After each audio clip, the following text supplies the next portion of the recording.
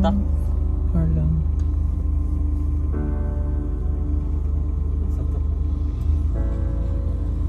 Sa'yo mo ngalan? James na Si James? Dalasan. Si James. Pero di mo? 13. 13. Kapatid ni James. Yan, nabigil. Sa'yo magikan. Isa nga. Nagkuhan o kamuti ako. Nanuha ng kamuti. Yung mo rin mga. Kasama yung medal diri po. Wow, sa kanya lahat yan. Ang dami.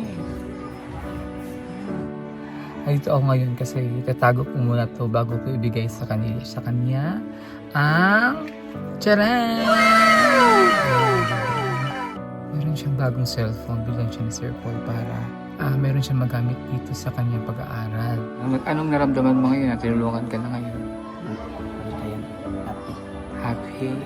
So, anong sasabi mo ngayon kay Sir Paul na tumulong sa iyo? Maraming salamat po. Kay Sir Paul. Apo.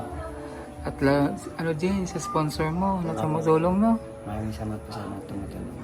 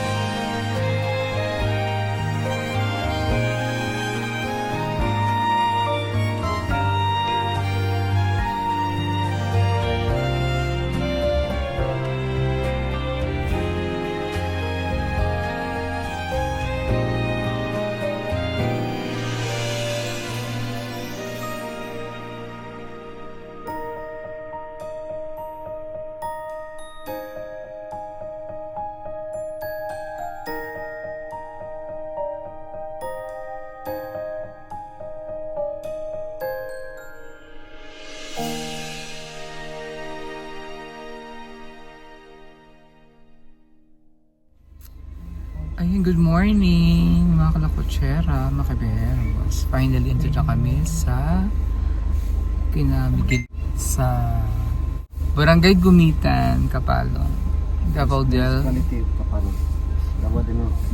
Norte.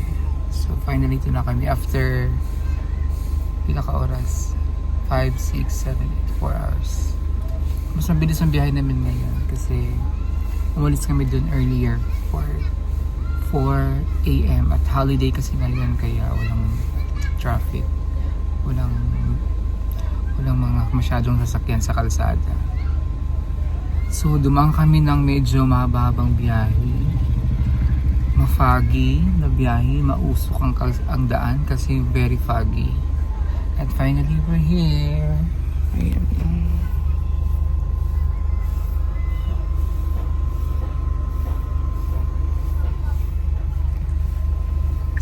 Antay lang namin si Miguel kasi nasa ano pa daw, sa kabilang ibayo pa. Ayan. Ganito yung community nila dito, pabahay. Housing project to ng ano yun, pabahay ng gobyerno. Kaya pare-pareho siyang bahay nila. Yung mga bata namin sila sa drone.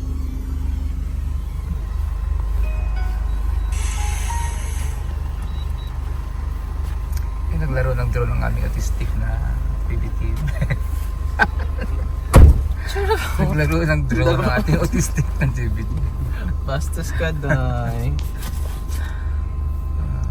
Hindi Nag-enjoy na siya. Ganun yung ano niya, yung pampatahan niya. Marami kong kalaro. Ay, yun yung pampatahan niya maglaro ng drone. Ang kanyang favorite toy, ang kanyang drone. Bastos ka daw. Gusto ko yun. Gusto mo yun? Yes po. Yes po. Gusto ko po magpalipad ng drone. Because I want to be a airplane. Biya, piloto? Opo. Gusto mo maging piloto? Yes po. Kasi po, pag napo sa langit po, makita ko po lahat. Yung yung view po. Tapos, makita ko po yung yung mga mountains, yung river. Yes po. Ano pa? Yung birds. Sinong gusto mong kalaro? Yung sarili ko. Nagsasarili ka lang pala. Gusto ko sa sarili ko kasi hindi niya ako ginaaway. Ikaw? Paano yan? Madami kang mga friends din sa labas. Ano man yan sila? Mag-away man yan sila sa akin. Ikaw, anong gusto mong kalaro? Hmm? Gusto ko ng Barbie doll. Barbie. Ayoko ng Barbie. Gusto ko Bakit? ako lang yung Barbie. Gusto mo yun? Ako rin. Laro tayo? Barbie? Hindi. Ano nga yan? Bugbugan. Ano mag-a-announce na? Walang klase. Ang klase. Uwian na.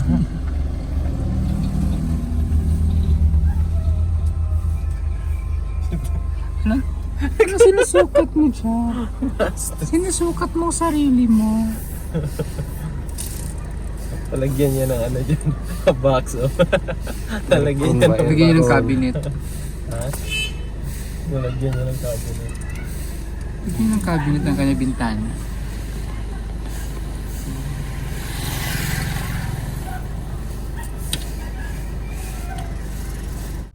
Itak. Parlang.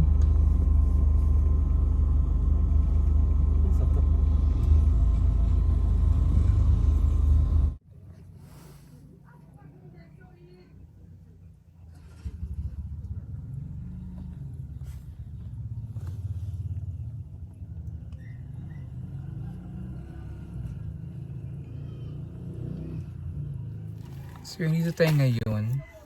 Dito na kami kasi dyan na si Miguel. At naunala din sila ni Sir Paul at saka si Ralph. At tayo naman ay meron tayong ibigay na surprise sa kanya. So, dito ako ngayon kasi itatago ko muna to bago ko ibigay sa kanya ang tcharan! Meron siyang bagong cellphone, bilhan siya ni Sir Paul para meron siyang magamit dito sa kanyang pag-aaral. So ito na yung kanyang cellphone. Pinatago muna ni Sir Paul, pinasabi niya, tago muna, wag mong dadalhin natin ito dun sa kanya. Ito yung surprise ni Sir Paul para sa kanya. So ito ang pa-surprise ni Sir Paul, ang kanyang bagong cellphone para sa kanya, para magamit sa kanyang pag-aaral, communication sa PB team, communication niya kay Sir Paul. Para sa kanya, lalo na ito sa kanyang pag-aaral kasi malaking tulong ito sa kanyang pag-aaral kasi nakikihiram lang siya ng phone pag may mga research sa kanyang mga klase. So ngayon, meron na siya sariling cellphone. Congratulations kay Miguelito. Very deserving talaga siya sa tulong na ibigay ng Pugong Biyahero team sa kanya. Dahil sa sobrang nakaka-inspire yung storya niya. Kung gaano siya kapursige nung mag-aral, magtapos, kahit gaano kahirap ang buhay, kahit ulila na siyang lubos. No? Punta natin tayo doon, dali natin, tatago muna natin kasi syempre surprise to eh. Yung kapatid ni Miguelito, sa'yo ngalanin mo? Ha? Sa'yo mo ngalan? James lang. Si James? Dalasan. Si James? Pero di mo? 13. 13, kapatid ni Miguel James. Saan yan magikan? Isang Nagkuhan o kamuti ako ha. Nanguha ng kamuti. Anong gibalik ko? Nag-eskwela ka? Saan nga grade? Nagpay. Grade 5. Kondang mo ni kailan mo support sa amin. Dito po kagaskwelahan sa Kapatagan. Oh, mag-uwan ra ko sa akong kwento.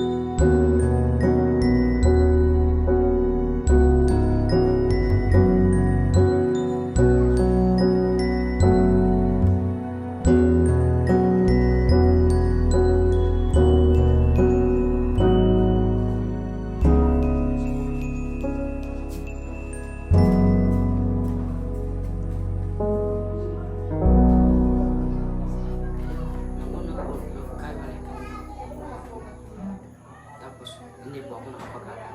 Kasi doon po ako sa ibang itihan ko po. Ano, kunay kayo? Bakit ka nagganito?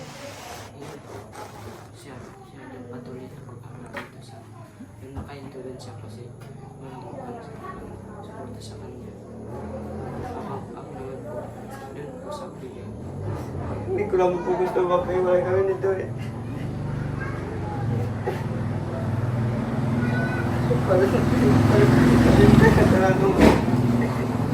Hindi tayo magkasama nung araw na yun. Kailangan ko mag-tira dito eh.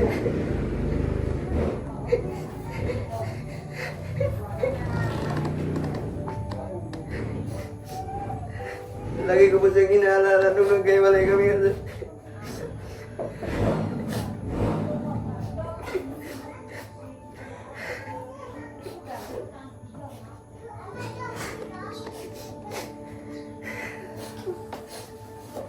Gusto ko naman po sanang kasama siya eh. Pero hindi naman po. Pero ngayon po, hindi ko na po siya pagkawalan. Hindi ko na po siya gusto mawala ngayon. Okay, so ibig sabihin no, nagkaaliwanay kayo dahil kapag hindi nyo na alam kung saan kayo pupunta, kung sino mag-aalaga, kaya nagkaaliwanay kayo. Gaano matagal kayo nagkaaliwanay? Ilang years na po. Nung 5 po yung 5, iba po yung ano po. Nasa 5 taon na po ako. 5 taon ka pa lang nun. Po. Tapos nagkaiwalay po kami dito. So baby pa siya nun, tatay. So napunta sa sadyahin niya. Yung po sa Sadyahin niyo. amin. Lola? Opo. Okay, tapos hindi mo siya nakita, hindi mo agad siya nakita. Saan siya dinala? Yung po sa bukid po. Malayo. Okay. So, ngayong taon lang kayo nagkasama? Opo. Okay, so kumbaga, ayaw mo na magkahiwalay kayo. Opo. Okay. Kaya lang, kailangan kayong magkahiwalay kasi walang mag-aalaga. Okay, so ngayon na magkasama na kayo ng iyong kuya. So, ano yung pakiramdam mo nun? Ano yung naging feeling mo nung yung kapatid mo ay nakasama mo na? Masaya po. Kasi hindi na po kayo mag-aral. Nung sa una po hindi po kayo magkasama kasi nung po siya sa malayo eh. Kahit saan po ako nakatira kasi wala akong mag-aalaga sa akin. Huwag ka na mag-alala ngayon. Ano, nandito ka na sa akin. Hindi na kita pababayaan. Kung may, kung ano mo kailangan natin, kakayanin natin. Magtulungan tayo.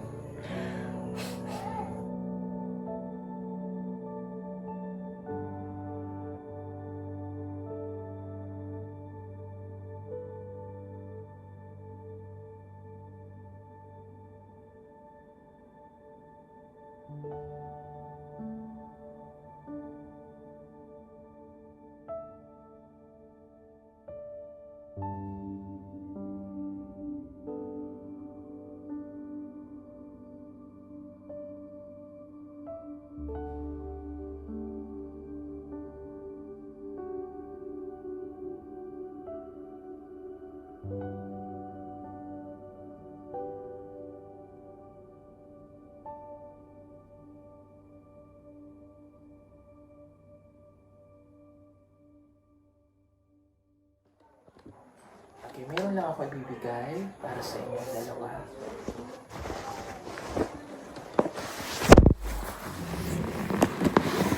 Bigyan kita nito.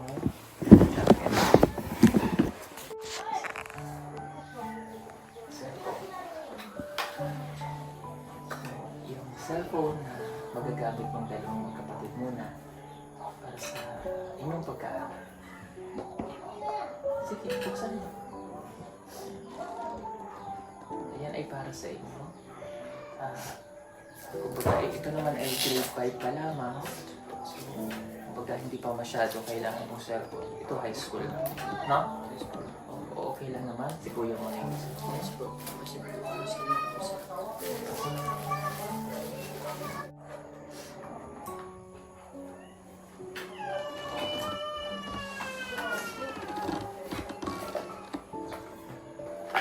Dito naman po ay may kuryente, ano?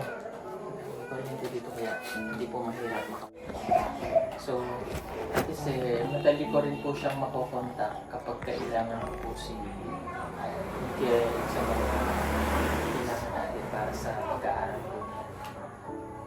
Okay lang ba? Okay lang po. Nakatuwa itong bata na to.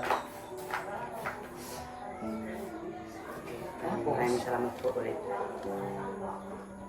Pwede ka ninyong mag-login, pwede ka ninyong mag 9, 10, 11,000. Maraming salamat po. Kumain na ba kayo? Oh, tapos na. So, saan mo tayo ng mga okay, baka magalit sa inyo. Hindi. Sabihan ko na.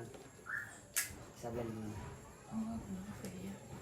Hindi naman. Malaki po yan. Malaki po yan. Marami pa dun sa... Marami daw. Glupak tayo? Okay lang.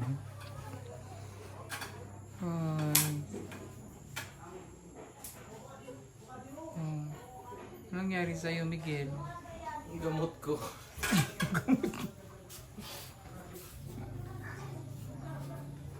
Hindi po yung gamot ko. O yung cellphone ni Miguel. Hindi po yung gamot ko. Yun yung kunuha nilang kamote.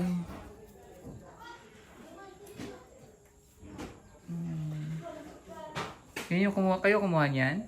Hindi ako. Doon sa ano? Saan yan? Saan lugar yun? Kanina yun? Ganang kay Gmail mix na. Gmail? Wala pa. Ano sa kanin? Marami naman daw.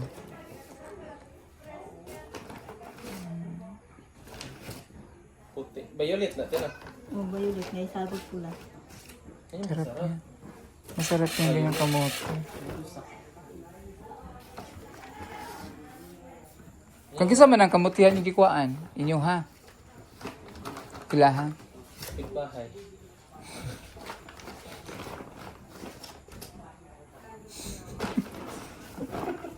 Kunin mo yung bag ko. Kasi si Jay.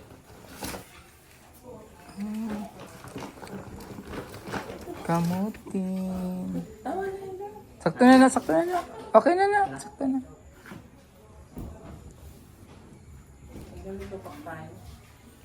Thank you. Naramdaman mo ngayon na tinulungan ka na ngayon. Ano pa yan? Happy. Happy. Tapos, lalo na yung may cellphone ka na. Tapos magagamit mo na yun sa pag-eskwela mo. No? Kasi yun talaga kailangan mo ngayon, di ba? Yung cellphone mo. So, anong sasabi mo ngayon kay Sir Paul na tumulong sa iyo? Maraming salamat po. Kay Sir Paul. Apa. At ano din, sa sponsor mo na tumutulong, no? Maraming salamat po sa mga tumutulong. Sa mga tumutulong sa iyo. Mag-aral kang mabuti. Ha? Tapos, syempre, alam ko namang mabait kang bata.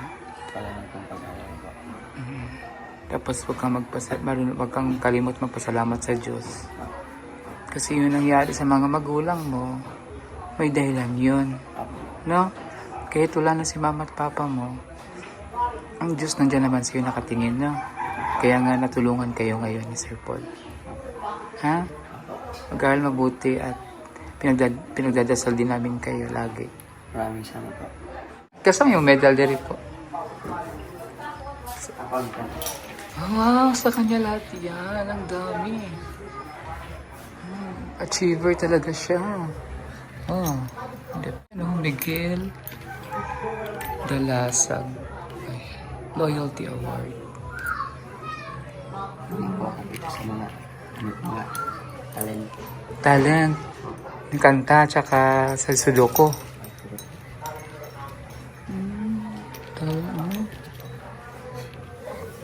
Ang galing. Ito yung mga ano niya, oh. Saan sa niya sa Sudoku? Ang galing niya, ah. Tinitirahan niyo dito, kamag-anak niyo? Igun sa ninyo siya? Mga bata. Amigo lang? Ah, hindi niyo kaano-ano? Hindi si papa nila ba? Katong... Yun ito, uyuan, dili? Uyuan? Kapuyan lang. So, hindi nila talaga kadugo. Hindi nyo kadugo. Ang bait naman ni kuya. Pinatira kayo dito. Ito ba? Ito siya, no? Sino ba yun? Ito ba yun? Kanina?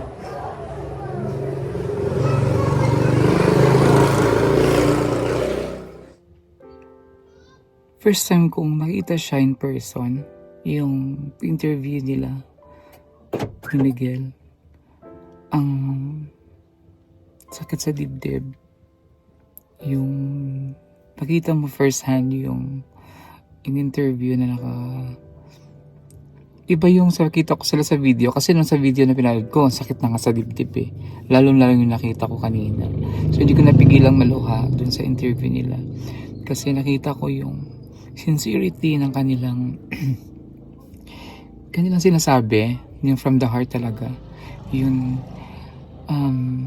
bigat, yung sakit ng naramdaman nila. Lalo na yung sa kanilang magkapatid kasi parang napilitan silang maghiwalay dahil doon sa hirap ng buhay. Kailangan nilang makitira sa ibang tao. At ngayon ko nalaman na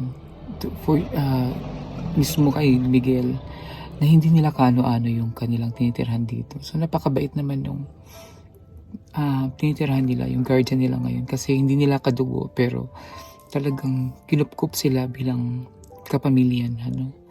So, grabe. Kahit ako, hindi ko napigilan ng luha ko kanina nung masilayan ko, nung nakita ko yung mismong sinasabi ng dalawang magkapatid.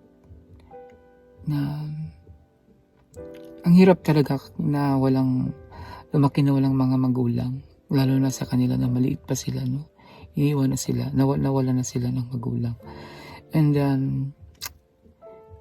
isa itong malaking reflection sa mga bata na ngayon na nag-aaral, pinapaaral ng mga magulang. Pero hindi nagsiseryoso sa kanila pag-aaral, na ito yung dalawang magkapatid na walang mga magulang pero pilit na mag-aral, pilit na lumaban sa buhay kahit wala ng mga magulang. So, sa mga bata dyan na may mga magulang, pamahalin nyo yung mga magulang nyo, pahalagaan nyo kung yung binibigay ng mga magulang nyo kasi malaking ito yung tingnan nyo yung story ng dalawang magkapatid ni Miguel. Ito yung kapatid niya na nawala ng magulang sa murang edad. Ang hirap. So, grabe. Gaano ka sakit nung naramdaman nila magkapatid na sabi nga nila, hindi nila naranasan ang isang yakap ng isang ina kasi maaga niya namatay na yung nanay nila. Very painful, very masakit, pero inspiring yung story nila. Grabe. May purpose talaga bakit kami pinapunta dito sa school nila ni Russell. Kasi maaari namang makuha agad yung yung mga documents ni Russell pinadala sa Manila. Pero bakit talaga kami parang kating-kati yung namin na pupunta dito sa Kaptagan kasi para bang gumawa ng paraan ng Diyos na pumunta kami dito para makita namin si Miguel. Para pakilala namin si Miguel at pakilala namin yung mga taong tumulong kay Miguel, si Ma'am B, at malaman yung kwento niya. No? So, may purpose talaga lahat ng bagay na lalo na yung pagpunta namin dito. Sakit ang layo-layo ng Kapatagan. Pero, pinapunta ulit kami ng Diyos dito sa Kapatagan dahil yan kay Miguel. Ang galing ng Diyos gumawa ng paraan para i-connect tayo dun sa mga tao talaga niya na gusto niya ating tulungan. And we are so blessed sa storya ni Miguel. Sa storya nila magkapatid kasi inspiring siya. Maraming reflection ito sa mga manunood, nating mga viewers at mga subscribers. Reflection ito sa buhay na kahit gaano kahirap ang buhay, na sumikap silang mag-aral. Maswerte tayo na may mga magulang pa na hindi natin naranasan yung naranasan nila, no? So it's a very reflecting story, very inspiring story sa mga manunood. And congratulations kay Miguel sa kanyang kapatid. Kasi grabe, sabi ko nga kay Miguel kanina, may dahilan ng Diyos. Nawala man ang parents nilang maaga. May dahilan ng Diyos yung kung anong nangyari iyon. So, siguro ito yon na nakilala sila ng Pugumbero team. Nakilala sila ni Sir Paul para matulungan sila. So, congratulations kay Miguel at sa kanyang kapatid. And thank you din sa kanyang congratulations sa kanyang bagong cellphone. May magagamit na siya sa kanyang pag-aaral kasi kailangan niya ito sa kanyang pag-aaral ng cellphone niya. At sa mga sponsors, thank you so much sa puso ninyo. I know maraming umiyak sa kwento ni Miguel. And then thank you sa mga sponsors kasi nagpagamit kayo sa Diyos para matulungan si Miguel. Yeah. Thank you, and medyo malayo-layo pa ang biyahe namin ngayon. Antay lang namin si Sir Paul at si Rafa doon pa sa loob. Nalaman namin yung about the documents ni Russell. Parang sabi namin dun, sa Maynila pa lang ha, kinuwento ni Nanay Nida, sabi namin, oh my God, ang layo na naman, sabi ni Paul, ang layo na pupuntahan namin, te. Malayo yun sa Davao, ganito. So meron palang dahilan, kahit gaano kalayo ang lugar na ito, may dahilan bakit kami itinungo ng Diyos dito sa lugar na ito. Diba, Pets, no? Yes, there's a purpose. May purpose talaga siya. Dahil pala kay Miguel, no? So, makikita mo ngayon yung gaano ka-mysterious ang Diyos gumawa ng paraan. Gagamit siya ng tao. Kaya layo-layo na nga namin natin na dun sa Davao. Tayo pang ginamit ng Diyos para sa buhay ni Miguel. No? Aside kay Ma'am B, kasi si Ma'am B at nakatulungan na rin ni Ma'am B si Miguel. Pero sa Pugumbero, malaking tulong din ito sa kanila. Lalo sa kanyang pag-aaral kasi yung mga sponsors ang natulong sa kanya. Sponsor number 1 na sponsor sa kanya si Sir Paul talaga. Sabi nga ni Sir Paul nung nakausap ko siya sa bahay, sabi niya, hindi siya nag-atubiling agad-agad na, sabi niya, siya mismo ang tutulong. Siya mismo ang mag-sponsor kay Miguel. Kasi may kirot dun sa storya na dun siya talagang sabi niya, kailangan kong tulungan tong batang ito. May sponsor man o wala, ako na mag-sponsor dito, sabi ni Sir Paul.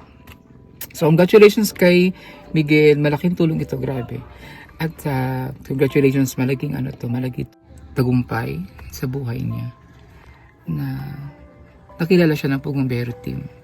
At na-feature siya sa vlog ni Sir Paul kasi ito ang daan at paraan para matulungan sila magkapatid sa kanilang pangarap sa buhay.